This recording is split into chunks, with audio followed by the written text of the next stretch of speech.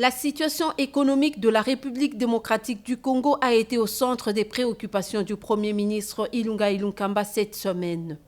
Les efforts assidus du gouvernement montrent des signaux positifs. Il y a une petite tendance à l'accélération du rythme de formation du prix. Le taux de change, lui aussi, a quelque peu bougé.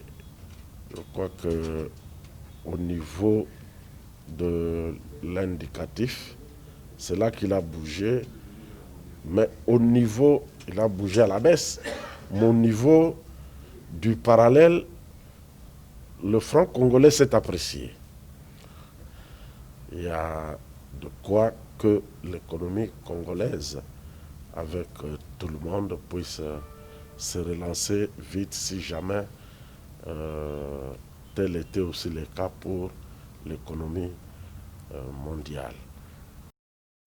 En dépit donc d'une petite tendance inflationniste qui refait surface, l'optimisme est de mise et le gouvernement appelle tous les Congolais à redoubler d'efforts. Et c'est pour mieux conjuguer ces efforts que le chef du gouvernement Ilunga Ilunkamba avait reçu lundi 24 août en séance de travail une délégation conjointe du Haut-Katanga et du Lualaba conduite par les gouverneurs Jacques Yaboula Katoué et Richard Mouyej Mangenzmos. Il s'agissait de s'accorder avec ces deux provinces sur la problématique de la transformation et l'exportation des minéraux concentrés dans ces deux provinces pour la bonne application des mesures du gouvernement central. La réunion n'a pas été très longue. Les explications du Premier ministre et du ministre de Mines nous ont permis de mieux comprendre la situation et nous partons satisfaits. Mercredi 26 août, la Chambre des mines de la FEC, conduite par son président national Albert Youma, a fait à son tour le déplacement du cabinet du Premier ministre. Avec le patronat du secteur minier, le Premier ministre Ilunga Ilunkamba a examiné la question de la suspension de la TVA à l'importation dans le secteur minier et celle des compensations des créances du secteur minier sur l'État. Le même mercredi 26 août, Ilunga Ilunkamba a évalué avec quelques membres du gouvernement et les responsables des régies financières la mise en œuvre des mesures d'urgence pour l'atténuation des effets négatifs de la Covid-19 sur l'économie nationale.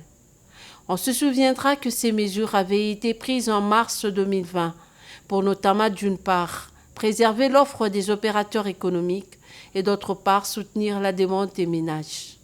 Cependant, il est notoire que les investisseurs sont allergiques aux désordres comme celui créé à la ville de Kasumbalesa à la frontière zambienne. Une réunion de sécurité a réuni plusieurs membres du gouvernement, les autorités provinciales et les responsables des services de sécurité, de l'armée et de la police nationale congolaise qui se sont penchés sur la question. Le gouvernement central a pris en charge tous ces problèmes. L'État va s'assumer. L'État assumera ses prérogatives régaliennes.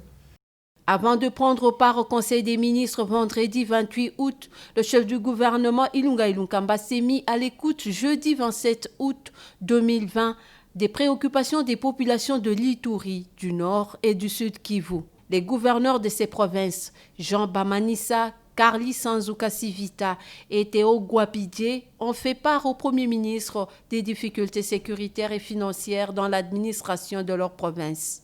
Ils ont reçu une oreille attentive.